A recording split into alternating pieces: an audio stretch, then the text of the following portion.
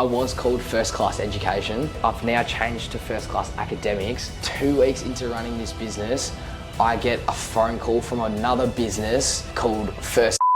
Hey, like, what are you doing? You're stealing our reputation and goodwill. And I'm like, sorry, like, I've never heard of you. A month or two later, I get a letter from this lawyer, like a cease and desist type letter telling me to get rid of it. And I was like, whoa, 2 months into this business and I'm getting lawyer letters. Like, this is never what I expected.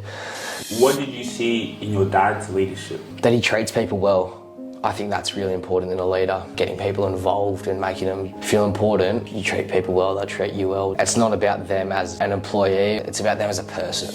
How were you in school? I was average. I had that potential, and definitely through high school, I sort of let that go. I wasn't interested. I was sort of the kid chatting with my mates at the back of the class, or like making jokes, doing the assessment last minute, doing the bare minimum just to get through it. Your expenses to revenue, how is that? Goal at the start of the year was like hit a 10K month. Last month, revenue. In a month? Yeah. Real quick, please guys, please make sure you take the time to like, share and subscribe. Go and hit the subscribe button so we can keep giving you guys content, so you guys can be notified as soon as we drop some news and information that's really going to help you. And then another thing, guys, and by the way, subscribing, it doesn't cost any money, nothing, no dollars. Just go in there, hit the subscribe button. Again, Spotify, make sure you download our episodes on Spotify. We are exclusive to Spotify because we are getting that deal.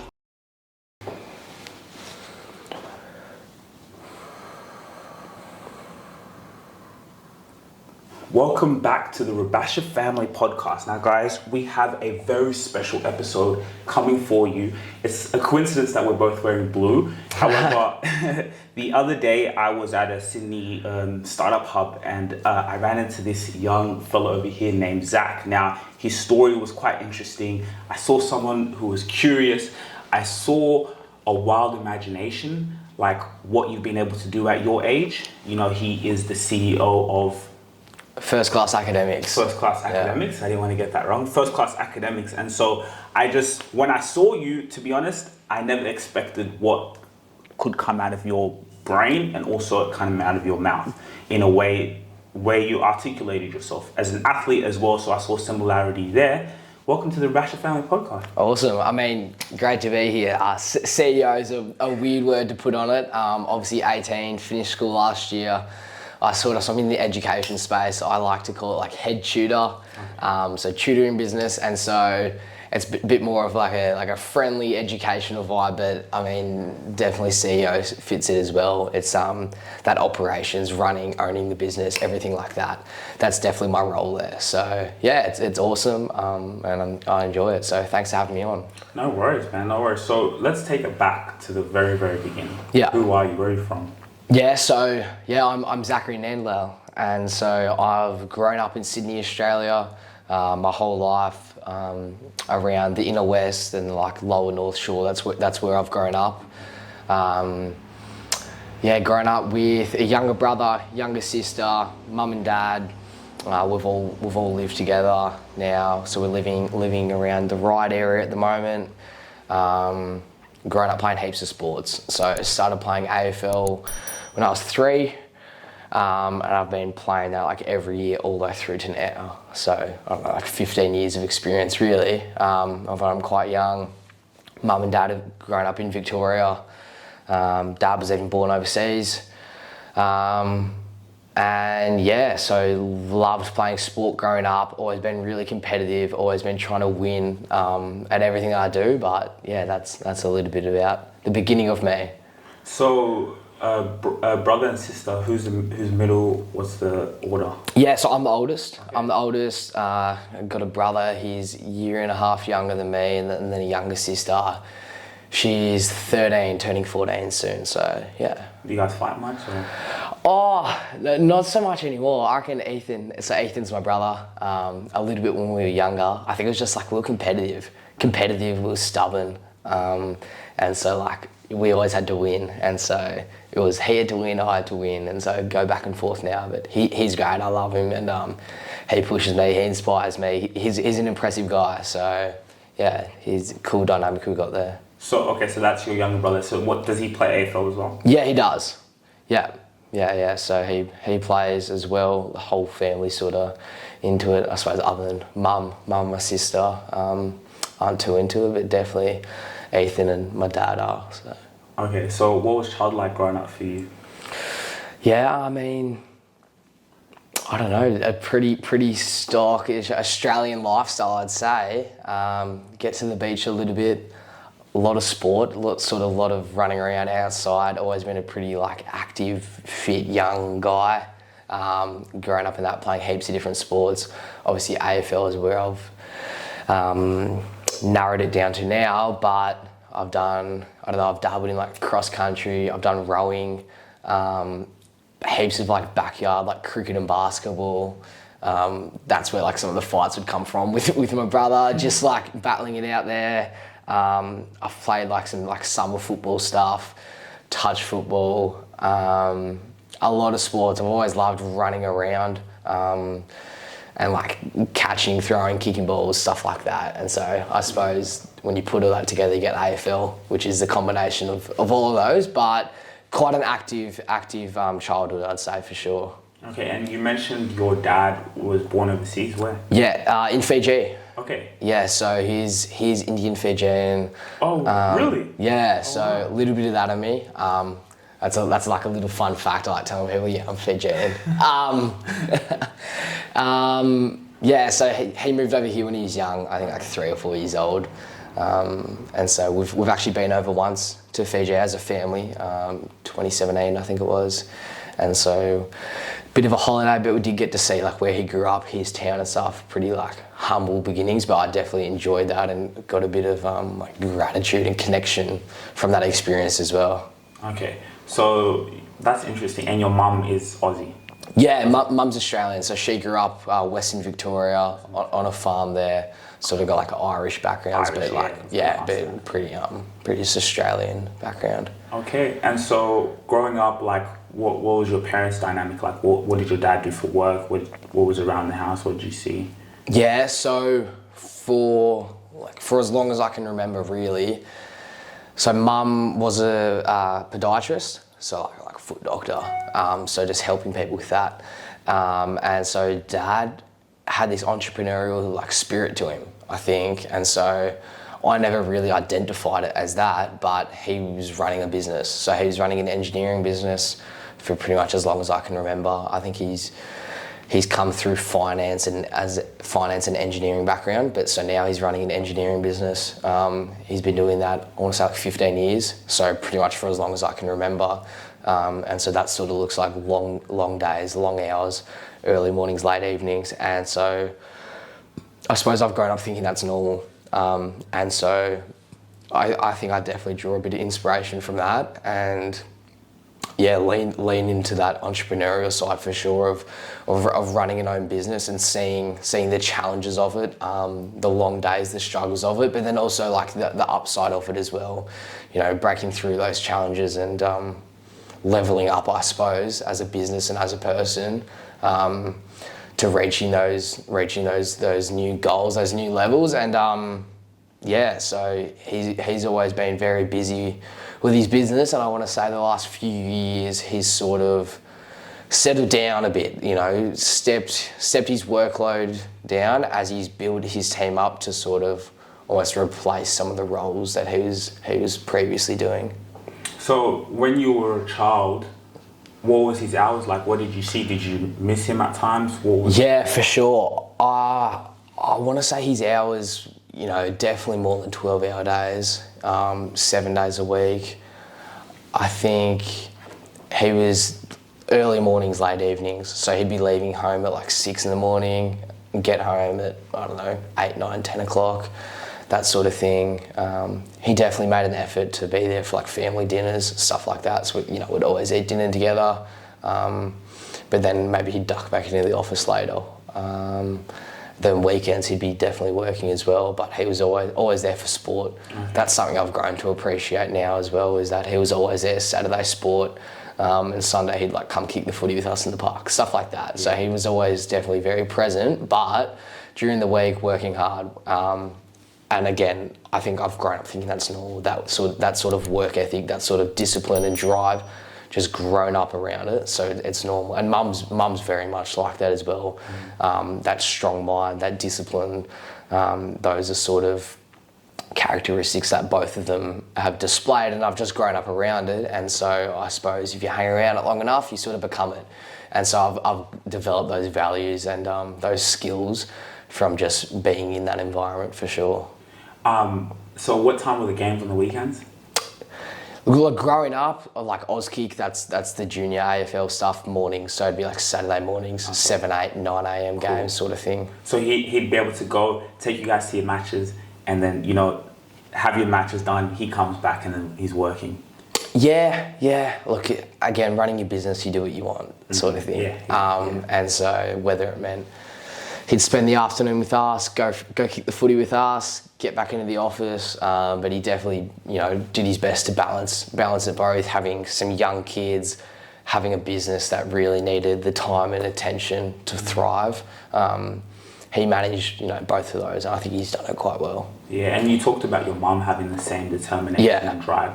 How was that, like, as a mother having to nurture children? You've got boys running around, and she also has her own life of, her drive and what she's trying to achieve. What qualities did you see in mum? I think she's very caring. She's always like wanted the best for us kids, 100%. There's no doubt in that.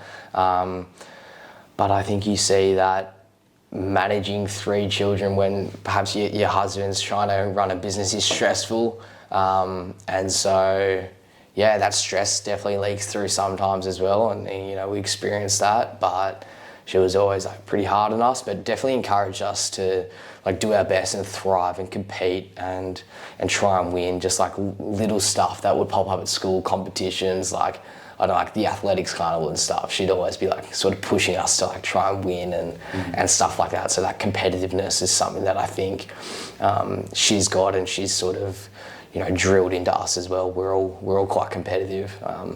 Even just finishing school last year, looking at my younger siblings, it's like, oh, they're probably going to get a better ATAR than me, stuff like that. Just like competitions are always, I think, just a recurring theme in the household. Okay. Wow, interesting. So we talk about entrepreneurship.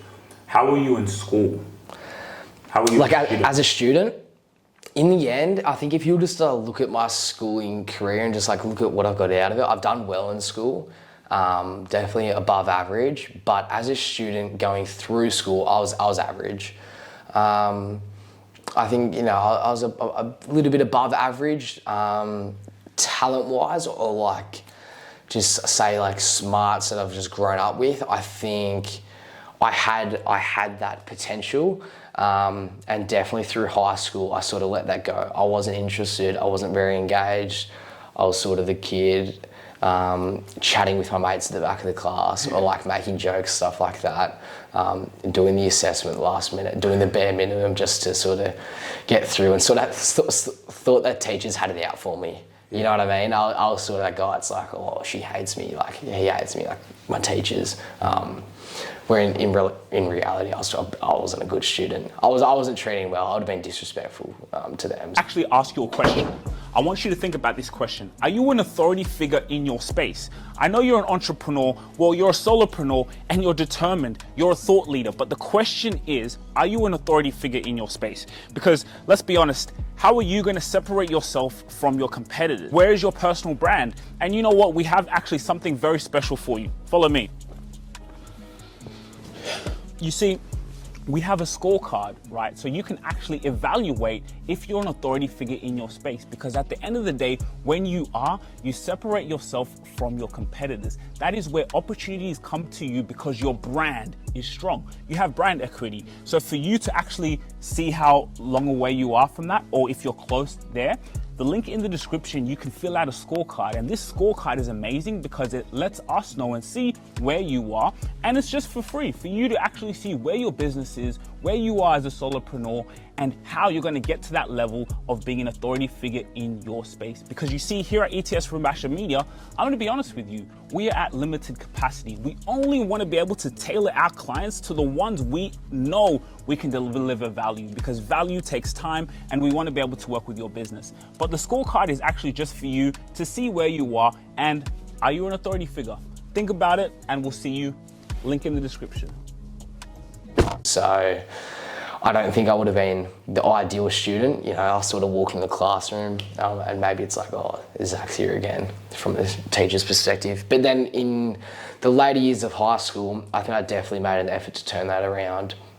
And I think part of that was I went to a good school, and so I sort of wanted to fulfill the opportunities that I had in front of me. I didn't want to just let that slip. Parents put a lot of time, money and investment into my education, and so it'd be a disappointment just to let that go to waste. So I definitely switched on for year 12. I'm going to say year 12 only. Year 11 I failed 2 subjects, and year 12 I just like completely turned it around, had a crack, switched on. And I think part of that was like that discipline and drive and like stubbornness that I developed from like sport and my parents. I definitely just applied that to school and was like, all right, I'm just going to do this, set some goals, and just went out to achieve them like daily, just like consistent routines. Same thing you do with anything you're trying to achieve. I just set out to do it and I did it. But you know, so in the end I was a good student, but maybe it took 12 years to get there. I was always pretty like, I don't know, chatting with my mates, looking out the window, trying to be funny, stuff like that. But yeah, that was school for me. What school was it? St. Ignatius College, Riverview. Okay. So yeah, it's a Riverview. Yeah. Oh, okay. Yeah, so school in the Lane Cove area. It's an all boys school, fantastic school. Really gave me great opportunities, and I've met some cool people through it as well. Some smart people, some interesting people, some sporty people. Found some great mates through it as well. So definitely enjoyed my time there. Yeah, I went to Scots, so we played. Cool. Played Riverview. Yeah, in that GPS comp. Yeah, cool. Yeah. Well, that's really interesting. Like how, from like all the way up until year 12, you weren't the best student. But to be honest, that's all that really matters, isn't it? Because how did you go with your exams? How did you? And obviously, because you put in that last year, you went crazy, right? Yeah. So I think that's also interesting how sometimes like it's all the way up until the end where it truly matters. So it's also positive for people who are watching, because if they're in high school now, like your past doesn't have to define your future, right? Oh, 100%, You know, 100%. When you were like in the lower years or the years before, you weren't the best, but then you were able to recover that. So I think that's also a life lesson. And yeah, that's interesting. Oh, 100%. And what I'd say to that is that if you think you can do it, you can. But if you think you can't do it, you're also right. Like whether you think you can or you can't, you're right. So I sort of almost had this stubbornness in me, you know, going through high school. It was like, I could probably do pretty well if I tried. Like when I try, I'll do well. And then it got to the point where I was like, oh, I'm going to try and I am going to do well. And like I genuinely believed it. So like made it happen. And so in the end did well in my exam. So if you're just to look at like my ATAR or like the output I've got from high school, you'd probably say I'm a good student. But if you were to like analyse it all the way through, I was sitting around average, above average, not very engaged. But up until the last minute, yeah, I definitely just made an effort and believed I could as well. I think that was a big thing from going, you know, taking that step up to being a good student was just like believing you can do it and setting the routines to make sure it happens. So I think that's also interesting because, you know, being a tutor yourself, you know what I mean? Like being able to give that advice and seeing what you've been able to build, and we'll kind of go into that. So I think that's also just inspiring for the people who are watching.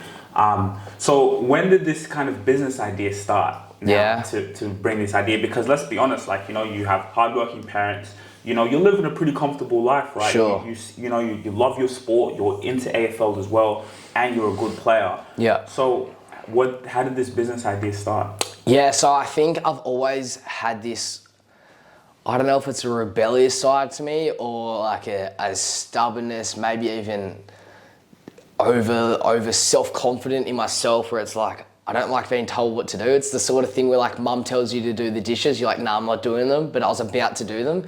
I know a lot of people are sort of familiar with that, or it's like, if someone tells you to do your homework, you're probably going to be less likely to do it. At least that's how I've always been.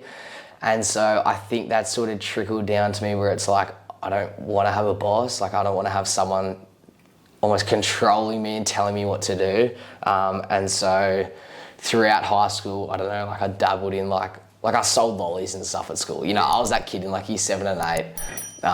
I did a little bit of that. What were your profit margins?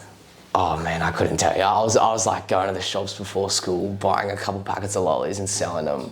Did that for like a couple of weeks here and there. Yeah. There was one point where I had a couple of people running around doing it for me, just I got other kids. Wait, really? Yeah. So what would you tell the other kids?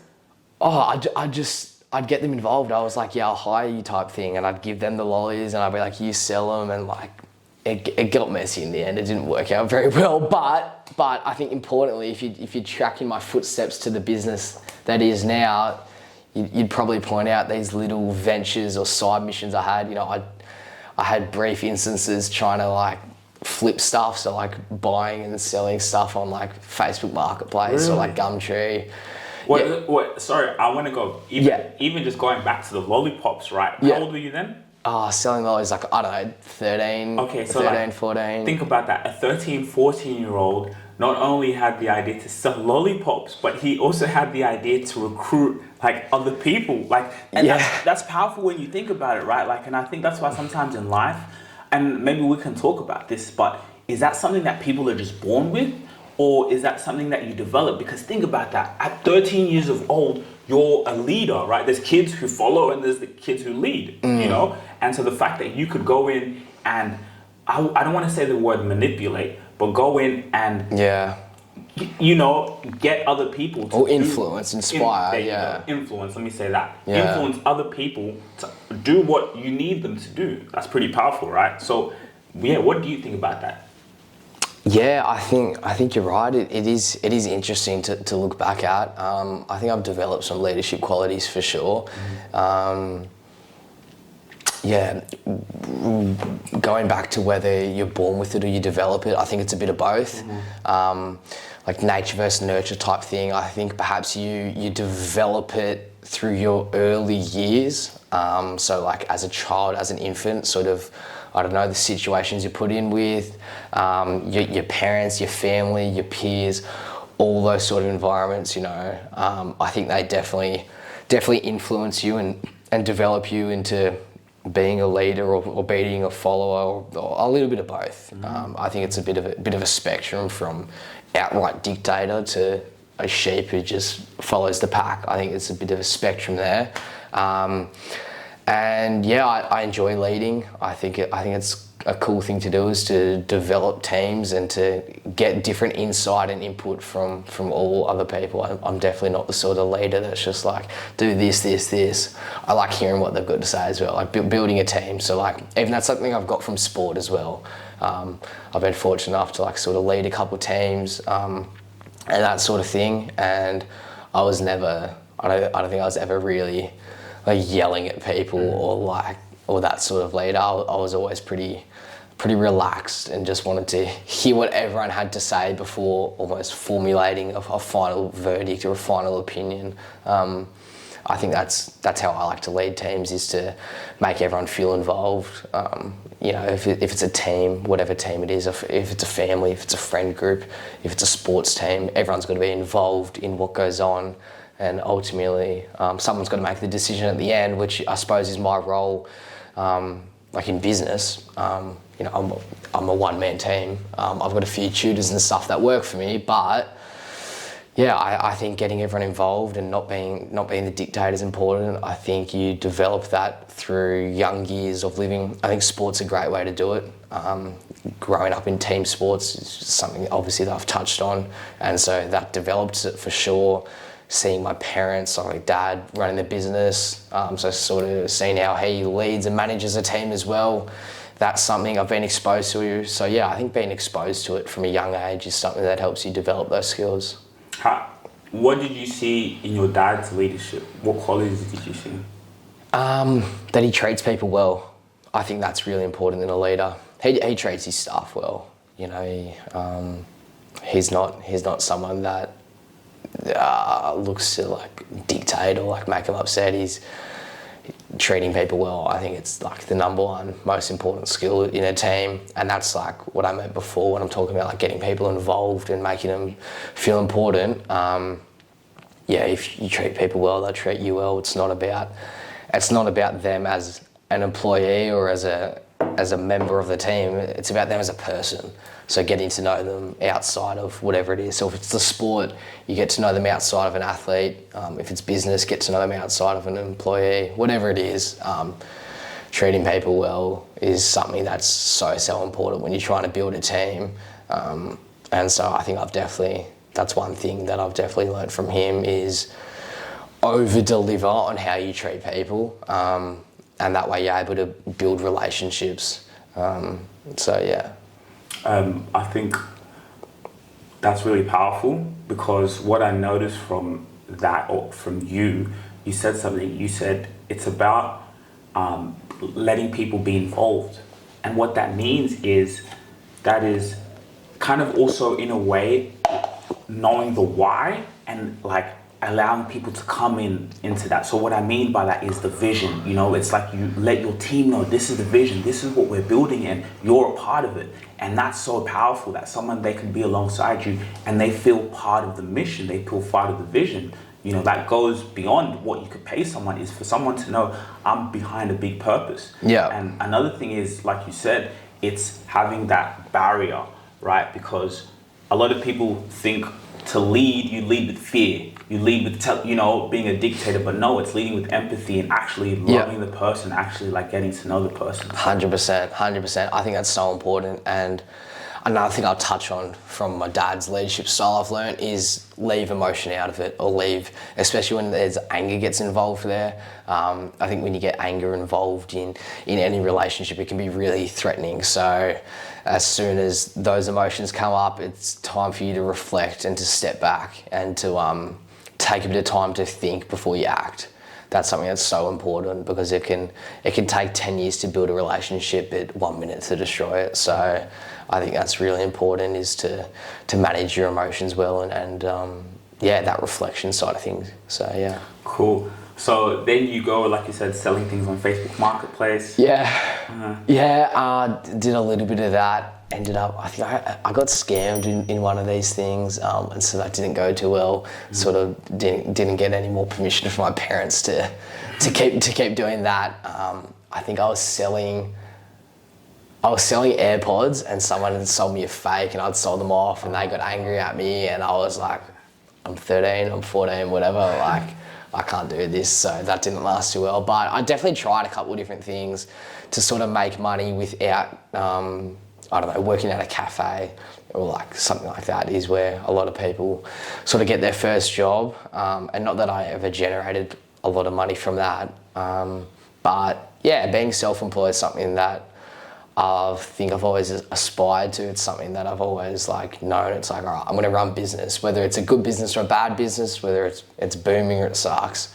I'm going to do my very best to run a business to make sure that I'm in charge of the inputs and the outputs of it. So, yeah. Wow. So when you talk about your parents as well, especially your dad who was an entrepreneur, do you think you applied those things that was in your environment? Like you said, you're very influenced by your environment, what you see around you. Yeah. But do you think that was intentional? This is how my parents are, this is what my dad does? Or do you think it was just subconsciously, it was just natural for you to start and have that mind to say, well, I can get a job being at a cafe, but I don't like being told what to do. You saw it in your environment, but was it subconsciously, just natural to you, or intentional where you went out of your way to do it? A little bit of both. I think that's the answer, is that I definitely developed these skills naturally from growing up in the environment of it. But then again, I've sort of been encouraged to get a job and stuff like that by my parents from time to time. And I think it's taken a few months for this business to be up and running, for them to sort of start seeing the numbers, looking at it and going, he's doing all right. We'll let him do it. Doesn't need to go and work at a cafe yet. So I think having that belief in execution in yourself, it's I've got a vision for it. I believe I can do it. I genuinely believe I can do it. And just going out and executing it, and sort of pushing or ignoring other opinions while you do that. If you genuinely believe it, then the other opinions don't really matter or affect me too much. And I think that's really important, is that at the end of the day, you've only ever got yourself. You know, you're gonna have your family, you're gonna have your best few mates and stuff like that, but you only got yourself. So just having that belief and execution in yourself is something that's so important. And I think I've developed that, and you know, probably learned that from my parents. Say again, but yeah. Cool. I just cut it. On this path of life that I'm on right now, I'm always thinking about the future. I'm always thinking about my financial future. How can I make important moves now that are going to impact me when I'm older? This video is sponsored by Rise. Every time you get an income, you can set weekly, monthly, daily investment goals. You can put aside money while you're growing and seeking the best future for yourself. For me, what I do is every week I have an amount and it puts the money into the stock market. It's all about compounded interest. The actions and the things that you do today are impacting your future. So for me to continually having that compounding interest of money being put away into the stock market, by the time I'm 30, 40, 50 years old, that amount is generational wealth. That is the power of compounded interest. It's always important to think about your future, always important to think about tomorrow and 20 to 30, 40 years from now. What Rise has done with the Rubasha Family Podcast, they're going to give you $5 once you sign up with the Rise app and you're approved. You can start your financial journey today. None of this is financial advice. Hit the link in the description, get $5 into your account once you're approved, and get started on your investment journey today.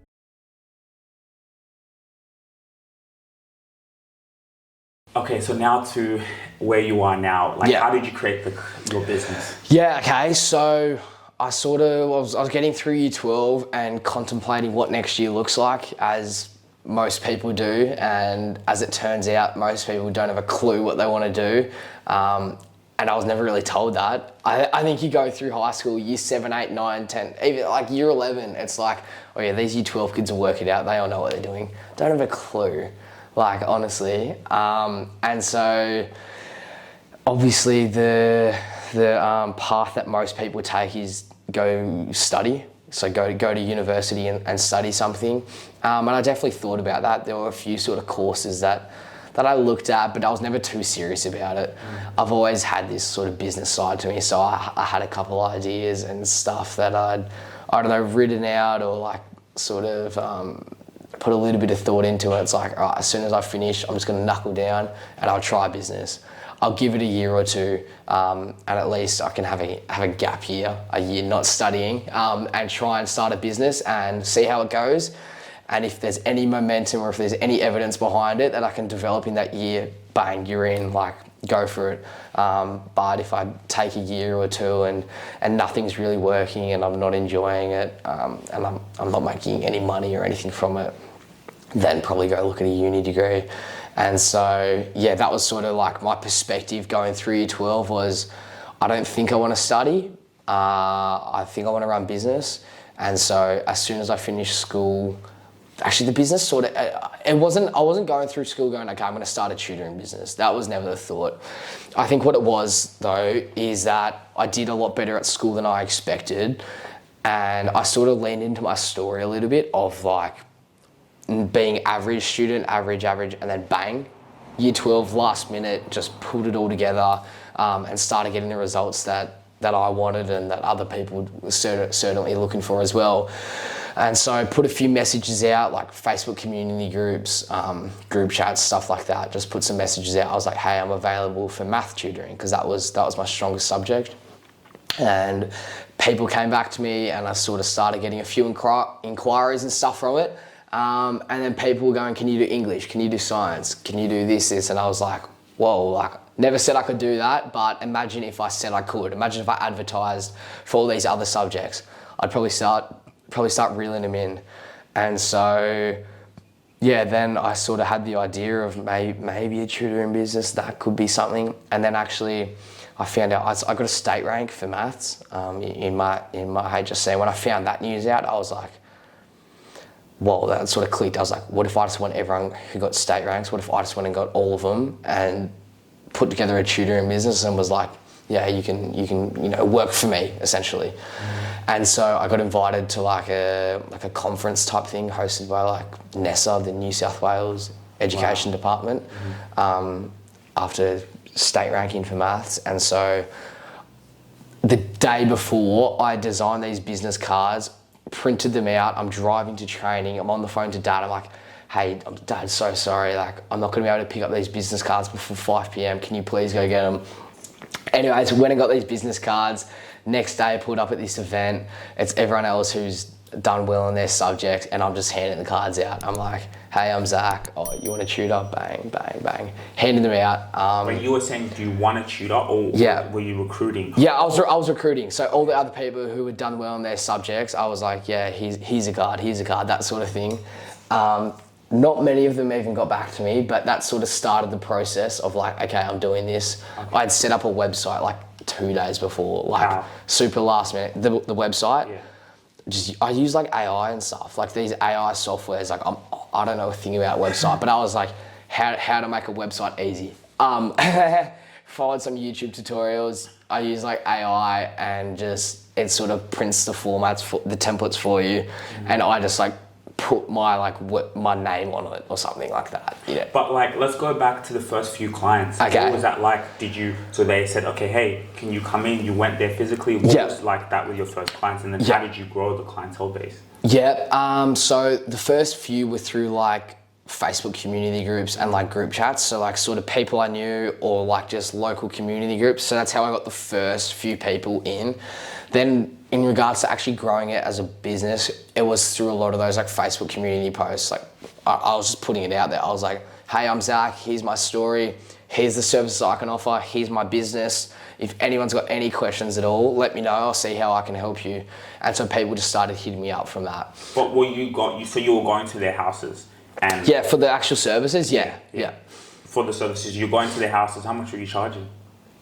Oh, at the start, what was I charging? I sort of like ramped it up each week. Like it was kind of weird. I didn't even know what to charge. I think I was charging like 60, 70, 75, but I was getting no pushback from anyone. And I was also sort of getting told from like my parents, family friends, like other people, they're like, yeah, we were paying more for your tutoring. Like my parents like, we were paying more. My friends like, yeah, we paid more. And so I was getting no pushback from anyone. In fact, only thing I was hearing was like, oh, we paid more. And I was like, okay, I'll just keep like, I can charge more. I've done well at school. I'm a good tutor. And I've gone and got all the good tutors. So sort of like bumped it up a little bit from there. But that's, in regards to pricing, I just sort of like chucked a number out. It stuck. And then I sort of got like pushed to maybe even bump it up more. Bump it up a little more. So that's sort of how I've worked pricing out. Yeah. It's funny because it's kind of like, well, like how much do you charge? And you're like, 60? Yeah. Oh, sure. We pay even more. And you're like, oh, well, I can go high, you know? Yeah. So and look, everyone's going to have their own sort of like budgets and needs and things like that. And I think sort of the school I'd gone to and the community I was in was that like they're probably willing to pay a little bit higher, especially for tutors who had done quite well. So like that comes back to like knowing your audience, knowing who you're trying to target.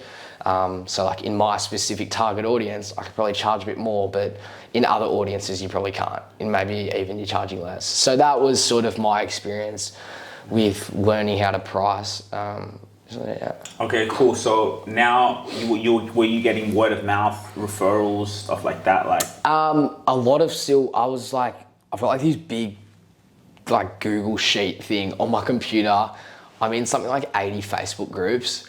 I'm just in all these Facebook groups and I was just like putting out weekly messages. So I was just putting like weekly posts in all 80 of them, just ongoing every week. And so people would hit me up through that. So wait, you had a spreadsheet of like, so you wrote down all of the groups that you were in and put them on this spreadsheet. Yeah. Okay. And then now in those groups, you were just messaging saying.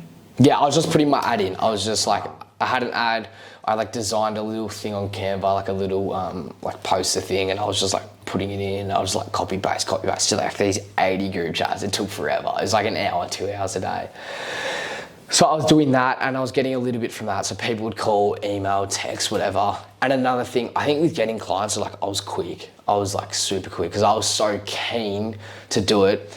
People would like put an inquiry in and as soon as I saw it, I'd get back to it. So like that minute, I was getting back to people like as soon as I could. I'd be trying to get on the phone straight away. And so I think that's something that really helped build that momentum, especially in the early stages. I also ran like a couple Facebook ads as well to sort of boost the audience. How did the ads perform? Or like average, like not great. I think I'll get back into them once I've. So you stop running them? Yeah, I'm not running them currently, but I think I probably will. I'll run more ads in the future once I've more developed and need it. For the moment, the business is going well. Like it's not underperforming. So I'm not needing it yet. There's other. There's other A+ problems. I'm always trying to, you focus on your A+ problem. What's the A+ problem? Bang, let's get it done. So that's not an A+ problem at the moment. What are some of your A-class problems? At the moment, I think building a new, this is actually another funny story. So I was called First Class Education. And so I've now changed to First Class Academics. And basically like 2 weeks into running this business, I get a phone call from another business called basically like, mate, like what are you doing? You're stealing our reputation and goodwill. And I'm like, I'm sorry, like I've never heard of you. I was 17 at the time, so I was like I didn't have a clue. And he was like, oh, okay, like I'll sort of have a think about it. Didn't hear anything from him, sort of thought he was like half taking the piss. Anyways, a month or two later, I get a letter from this lawyer, like a cease and desist type letter telling me to get rid of it. And I was like, whoa, like this is a lot. Like I'm like 2 months into this business and I'm getting lawyer letters. Like this is never what I expected. Sort of got dad's help and like went and got a lawyer and went through that whole process. And so then ended up changing. I'm at the point where I've got to change my name. And it's not even that I couldn't win the case or the argument. I couldn't afford to win. Lawyers are expensive.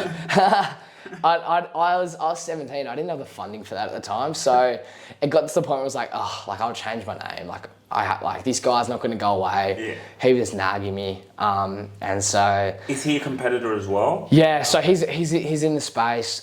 Slightly different name, but he's in Sydney as well. Maybe beep his name out or something. Not trying to get. Not trying to get tagged. No, I'm joking. So yeah, an A+ problem, coming back to that at the moment, it's like changing my branding and stuff. So like building a fresh website, that's something I'm currently doing.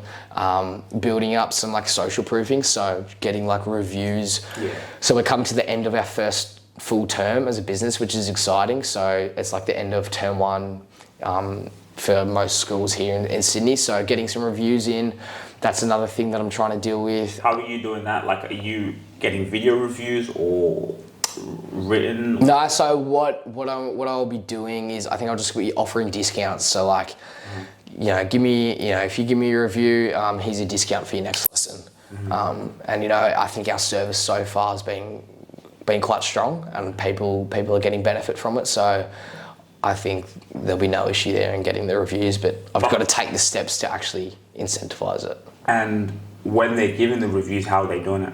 Like Google reviews. Yeah. Okay. Yeah, Google reviews. I'll be doing that. So those are sort of two things I'm doing at the moment: is building this new branding and building the social proof behind it. Yeah. Can I give you some advice too? Yeah, for sure. I think with some of your reviews, if you can get video testimonials, which is basically like, you'd have to sort that out, but a good client of yours, get the camera, your iPhone, whatever, and film actually them giving the testimonial, and they can say it to the camera. I think sometimes those reviews too are very powerful. Because like people can see it, right? Students then, just the Google reviews, it's like that, like you said, the social proof. Yeah. So I think that you have a huge opportunity. Yeah, for sure. I haven't thought about it, so appreciate that one. I'll look into that and see if I can get into that as well. But again, like that's even like in the business, I'm always looking to hear new stuff. I don't really have much of a clue how to run business. I've sort of just like, I was like, all right, I'll start and I'll learn everything later. Yeah. Rather than I think some people, I could have gone and studied first. So some people go study their uni course or whatever and then start. Well, I was like, I'll start and this business will be my uni course. This business will be my business course. And so I'll just learn everything as I go. And that's sort of been my attitude, is like, I think I can do it. So like take the first step and then bang, you're in. You learn as you go. I think I love that because it's very true to bring up, right? A lot of people just like, you consume content, whether that's going to university or seeing stuff, but it's all about the action. Like, you know, when we started this, we didn't know what we were doing. Yeah. Like, one camera looked bad, you know, but you just start and you just go, you know what I mean? And it's so powerful. And even that whole thing sometimes with the university is interesting. Someone would have went and did a business management or international business or something. Yeah. And then you're learning from a lecturer who, that lecturer even start their own business? You know what I mean? They're teaching you how to start it, but you don't have an international business. You're here teaching me. Yeah. You know what I mean? So I just love how I've seen that quality in a lot of people too. Like, I had a young kid came on and he basically, like, engineering, he learned it just by doing it. Like, when he was growing up, by fixing things, right? By just having a curious mind. So then he had to go to university because of his parents. So he was in the degree, but he learns everything. Yeah. So he's sitting there, and then the things that they were teaching, it's like a lot of this is even irrelevant. Yeah. Like, you know what I mean? Like, I learned physically how to do engineering, and so I think it's very interesting, the curious mind and the mind to just take action. Yeah, for sure. Look, I get it. Managing invoices, clients, it can be a chaotic juggling act. It's overwhelming and time consuming. But guys, what if there's a business companion that could whisk all these problems away, transforming your chaotic workspace into a streamlined, efficient hub with just a laptop or your phone? Welcome to Flexigrow, the ultimate solution to your business management and challenges. With Flexigrow, you can bid farewell to the mess. It consolidates all your finances, customers in one organized place, giving your business that much needed professional edge. Don't you want to get ahead? Why wait? Give Flexigrow a go and build a greater business. Revolutionize your business today and download Flexigrow on the App Store. So what's your goals? What's your vision? Like, where do you see yourself with, you know, let's talk about the business and then even as an athlete and as a person. Yeah. What are you trying to achieve in life? But of course, let's start with your business. Like, where do you see it going? Yeah, so business goals, I think I want like freedom to like travel and explore. I'm someone who like enjoys getting outside, like getting into the bush a little, like the beach. I love the beach. So being able to like explore different parts of like Australia and like the world and stuff like that. And so I think a goal is to build business or businesses that allow me to do that. So some criteria for that is it's got to be like recurring revenue. So I can be traveling and earning money at the same time. It's got to be, for the most part, I can manage it online, so like through a laptop or a phone. And so to build those revenue streams, so that I've got that ability to travel. Obviously, I want to build the business up. There's certain like financial goals and stuff where it's like, oh, these numbers would be cool to hit, but more that one, you know, when you hit these numbers, you're able to almost enjoy your lifestyle a little more. And so, yeah, that's like, from a business standpoint, is I want to be able to like travel and explore the world. I'm not trying to build $1 billion company, trying to build something that cash flows, it's easy to manage. It's not super hard, and so I think if it's not super hard, other people can also manage it as well. So it's easy to build a team around as well, a team of good people. So yeah, definitely build the business up and then start outsourcing parts of it so that I sort of like own it and can like be advisors, you know, advise the business, but have people that run the day-to-day operations. That's a goal for this business, and I think I'd like to develop other businesses as well. So this is my first one. So I'll develop it, I'll build it up, and then start sort of like outsourcing parts of it. So like I just brought on like my first sales guy the other day, which is cool. And then I'll outsource just other parts of the business, build a few other businesses, build a portfolio of them that cash flow for me, and from there, be able to travel, live and enjoy life while I'm young. And so I think that's another reason why I've started early, is like I want to have all these freedoms and opportunities while I'm young, rather than not starting the business till I'm 35, 40, which is still very young. I'm just 18. So, that's some goals is to build it up so that I can enjoy my life, enjoy my lifestyle. So yeah. I'm very intrigued. It's so true. I love it. You know, like the day and age we're living in, like to be able to do that, to be able to go travel. You know, everything's online now, and you can run it up. You said you just brought on a salesperson. Yeah. What was the thinking behind that, and what's exactly his role in it? Yeah, so it's a mutual friend. So I've known him through another friend, and I sort of heard it. He was currently doing a sales role, and I was like, I could do with a salesperson. So I sort of got in contact with him and hooked up a couple interviews and stuff like that, just meetings, having a chat, seeing if we might be a good fit for each other. And so his role is like dealing with calls, dealing with customers, stuff like that. So he takes some of our calls, and Is he cold calling, or you guys are now getting inbound calls? Yeah, both. Some cold calls, some inbound calls. He'll deal with both of those. Like this is all very fresh, so who knows where this will go from here. But I think the goal is like that's like one part of the business to outsource, is that like I'm always on the phone to people. What if we could have 2 people always on the phone? You know what I mean? You're just getting more output from that. So yeah. So right now, what does your day-to-day look like? Look, it's pretty flexible. It's one thing. So like as a bit of an athlete, like in regards to like my sporting goals, is like my recovery. So I've been sleeping heaps, just trying to sleep heaps. So I sort of dabbled in like 5 a.m. wake ups, stuff like that, getting up early and grinding from the start. But I find I'm more productive, or I'm better when I've just like slept as long as my body needs. So I'm not someone who's up at 6 a.m. Although I do that sometimes. Wake up. Something I like doing is the night before, write like your three tasks that you wanted to get done the next day. So I literally have like a book that sits on my desk, and its only role is I use the first 3 lines of the book just to write like daily tasks that I'm going to get done. Get up, start knuckling out some of those. I'll have calls and stuff scheduled with people, and then training. I'm training all afternoon.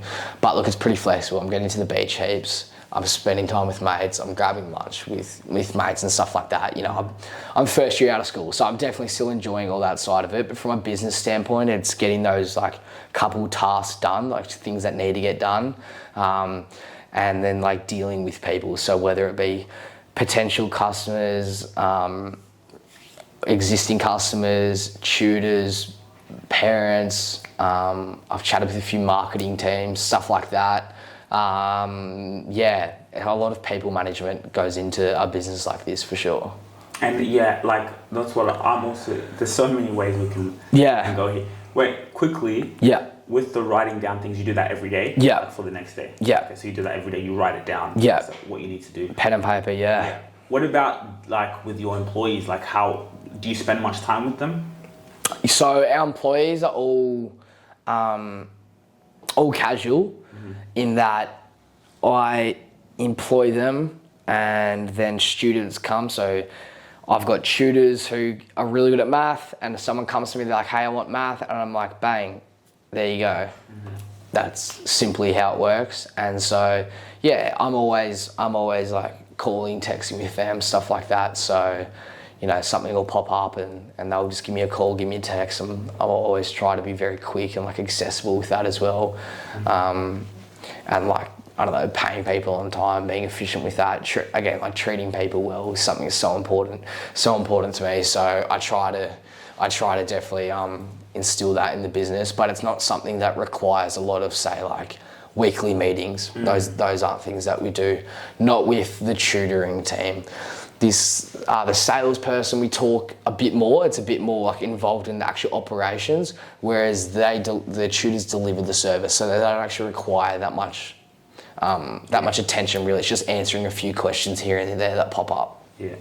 They know what to do. You trust them. Yeah. They deliver the service. Exactly right. Yeah. And do you pay like a salary, like to them? Is it per client? Like how does that? Yeah, just wage, an hourly rate. Hourly rate, right? Yeah, that's what all of our tutors receive, an hourly rate. Yeah. Okay. And right now, like because of, let's say, like your expenses to revenue, how is that? Of course, you don't have to numbers or anything. I can talk numbers if you want. You cool? Yeah, I'm cool. I'll talk. Yeah. So like, okay, let's say, what are your goals? So you said you had numbers that you want to get to, and where are you right now? Okay, so just done last month, did revenue. In the month? Yeah, in the month. Profit's going to be sitting around 30-40% of that. So yeah, that was last month. I'm sitting about 40 students at the moment, 45 students. I've sort of mapped it out that if I get to 100 students, that's a big milestone, but it'll also create a next step in that freedom. So yeah, that's our goal at the start of the year was like hit a 10K month. And so March, we just had March, so hit, which was cool. And just build that as much as I can. Like, I don't know, it's almost like it's growing each week where I don't know like where it can go, you know. So I don't even want to put a number on it, because that could almost be limiting. So I just want to grow it and just let it be whatever it can be. So how do you also have the discipline, or you can let me know now, so because you're young, right, and that revenue's coming to the business, that 13K, that number, it's like, wow. How do you pay yourself? What do you keep in the business? Do you give yourself a salary now, you know, and how's that? Yeah, so the money comes in. We've obviously got a lot of expenses, paying tutors, running ads, stuff like that, and that's only going to get larger. In that I will be developing advertising teams, marketing teams, sales teams. The more you outsource, the higher your expenses are. So those expenses are going to grow for sure. In terms of how I pay myself, the money comes in, I offload my expenses, I invest a bit, so I invest a little bit as well, and then I've just sort of got whatever's left there just for day-to-day living, so food, petrol, stuff like that. So you keep that in the business? Yeah. Like those expenses in coffee or food, like you say, what do you invest in?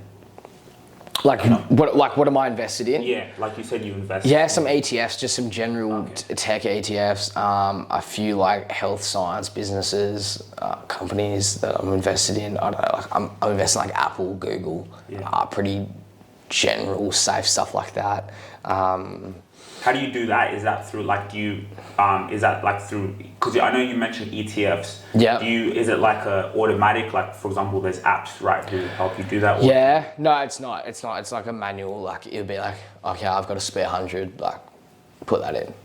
And that's just through the bank? Yeah, so I'll just transfer it into the account and just put the sum in and let it to the ETFs? Yeah. Like shares and then... Yeah, exactly. Cool.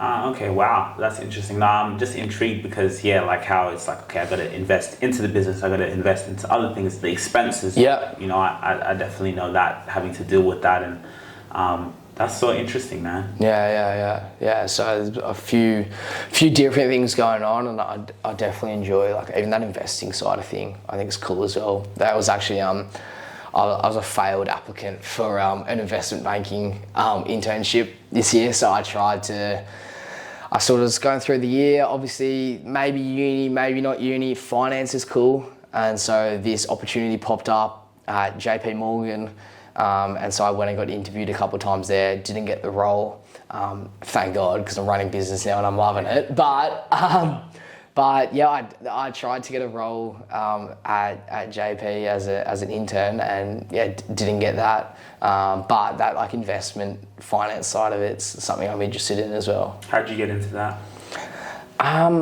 It popped up. I think my dad sort of saw it and was like, "Oh, this could be something cool." That someone at school, a career advisor at school, mentioned it.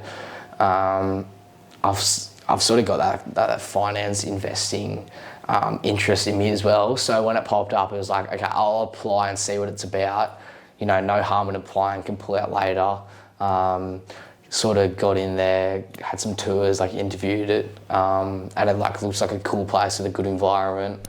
So that's sort of how I thought about investment banking, but I don't think I'll go down that route. Yeah, and just a quick advice for people out there when it comes to what would be your first advice when it comes to investing? Because I think that's also great, whether you're even working a job or wherever you are, it's always good to kind of think about that. Like you said, you'll put a spare 100 into ETFs and that things. What would be your biggest advice? I think the biggest number one thing with investing is invest in what you know.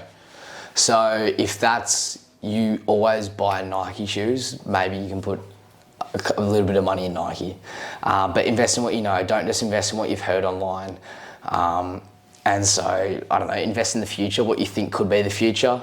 So I'm young, I've got a bit of a risk tolerance. So I don't know, I can invest in a few companies that it's like, this could be huge, but it could also like go down the drain tomorrow, and I don't have that much money in it, but it's got big upside. So yeah, I don't know, I just invest in stuff that I'm sort of interested in, I see potential in, products that I use. So like I'm invested in like Apple, like Google, stuff like that, like those sort of big companies where it's like, I know them, I'm familiar with them, I use their product. If you find a company where it's like, I like the way these guys operate, then maybe you could look into it and seeing that's something.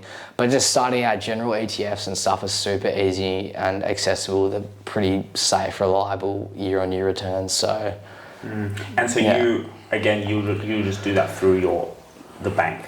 Yep. Yep. Just for people, I think it's good for people to know. Yeah, 100%. It's something that, you know, you can have $1,000 sitting in the bank, or you can go and put it into some company that you think's cool. So I think you get better returns from that. As a professional athlete, I'm constantly training. I'm constantly pushing barriers to reach my highest potential. And a big part of that is my recovery. The way I recover means everything. And I want to give a thank you to Body Ice Recovery. You see, I have the compression gel sleeve. Cold and hot therapy I'm able to use here specifically for my hamstring. After training, I can come in, recover efficiently and effectively so I can be at my highest level. So I can be there performing and doing what I do best, winning. Yeah, that's good, man. I think this has been honestly a really dope conversation, man. Like to pick your brain to see, you know, how you've kind of gotten to where you are. It makes a lot of sense. Yeah. Like, it makes a lot of like bells are kind of ringing in my mind as well. Sure. So man, thanks so much for coming on. Do you have any questions, anything you wanted to ask? Oh, not really. I mean, I'm happy to talk about business and sport and all that stuff all day long. So I'm happy to chat. But yeah, it's cool coming on. It's my first podcast, so I haven't got too much experience with like speaking and stuff like that. So it'd be cool to see like how it turns out. But yeah, it's cool to be on, and I'd definitely be keen to hear about your media company, what you're building here. You're obviously building your own business and your own future as well. I don't know if you want to dabble in that now. Or... Yeah, well, we can go into that real quick. Yeah, man, like it just started off with, actually it was more documenting my life through YouTube, because I'm an athlete as well and I was playing overseas. Someone told me, why don't you start a YouTube channel? And I was like, my idea was always, let me do it when like I make it, when I got the pro contract, and you know, that would be a bit more easier. But then something just said, no, do it now, and I just started. Yeah. So like evolving that is now, it turned into a business through, you know, podcasting and, you know, kind of that social media side of things, and just the marketing, right? Like if you think about everything we do in our lives is dictated around marketing. Yeah. Right? It's dictated, literally, society is dictated by marketing. So that was extremely powerful. So now it's like, well, we can help so many other people do that. Yeah. You know what I mean? So that's where we are now, and just, awesome. You know, similar goals to you, but yeah, just to kind of take out the family name, you know. But I do want to say though, I think you're good at this, and this is also the start of you, like, you know, you, whether you start your own podcast or you'll be going on other people, like it's going to be so good for your brand, like for people to, at least to get to know you. Like, you know, maybe there's parents out there, you know, they come to you for tutoring, but now like they actually have access to kind of hear from you and to see like, wow, like this is the person who's tutoring or who's helped tutor and impact our child's lives. And so it's powerful. For sure. Yeah, no, it's cool. It's a cool medium that you're going through. So enjoy that. Cool. And your goals in AFL? Yeah, so the goal in AFL is to get drafted. So get drafted to the AFL, to the Sydney Swans. That's always been the goal, and that definitely still is. Injuries and stuff get in the way of that, but I've grown up around the sport. I love the sport, and so yeah, I want to get onto a list at some point. So hopefully get more exposure and involvement in that later this year as an 18-year-old, and in the next year or two as well. Something I'm definitely looking forward to. So you could be, you know, playing in the Sydney Swans, playing AFL and running a business? Like, look, potentially if things go well.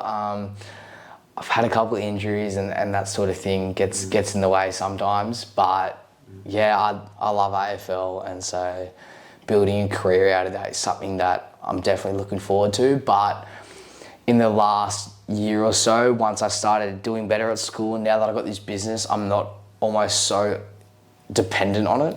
Whereas before it was like, I'm not good at school, I didn't have a business at the time, it was like AFL or nothing. And so now it's like, okay, I did all right at school, so I could go study.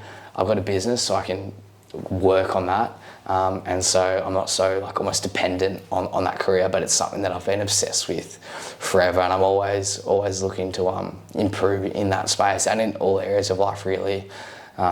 So yeah, playing professional sports, definitely a goal. Yeah, and I think like as athletes, even for me, like a lot of my life was just football. I didn't have a business. I wasn't good at school. It was the only thing I knew, and I still have that love and the desire.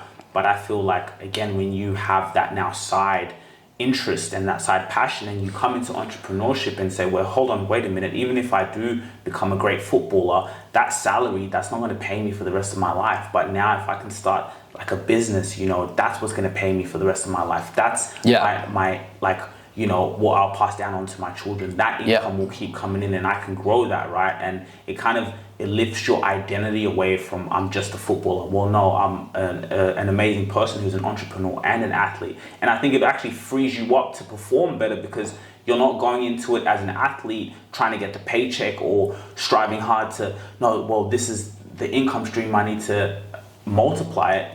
You're doing it because you love it. I love this stuff so much. I already have money from my business that's feeding me. Even if I get an injury and it goes away today, I'm still good. You know what I mean? So I think it's for sure. It's definitely something that's freeing. It is not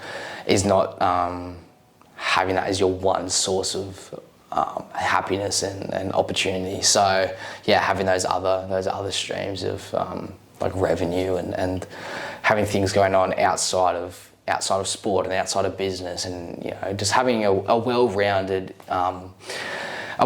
experience is something that I definitely strive for. Cool. Last question. Any girlfriend?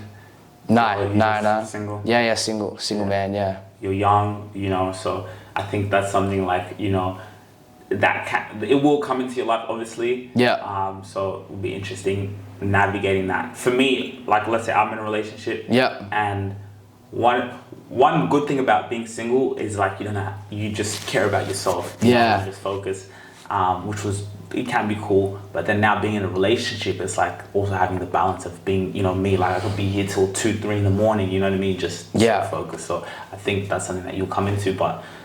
We can get into that one. Yeah, for sure. No, that's cool. All right, guys, thank you so much for watching another episode of the Rubasha Family Podcast. This was a really dope conversation. Make sure you guys like, share, subscribe for more conversations. Zach, thanks for coming on. Awesome. Hey, awesome. Thanks for having me. I appreciate it. It's been a cool conversation, and I'm learning a lot. So yeah, thanks for having me. Enjoy it. Time flies by, huh? That's it.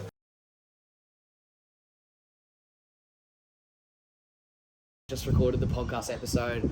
Pretty cool to come on, hear some cool questions, some cool stories, discuss all of that, my own journey and what it's all about. So yeah, it's great to come on here, been super inviting and really enjoyed the experience. So yeah, it's awesome. If you really enjoyed this video, make sure to click here, and I'm sure you're gonna love that one.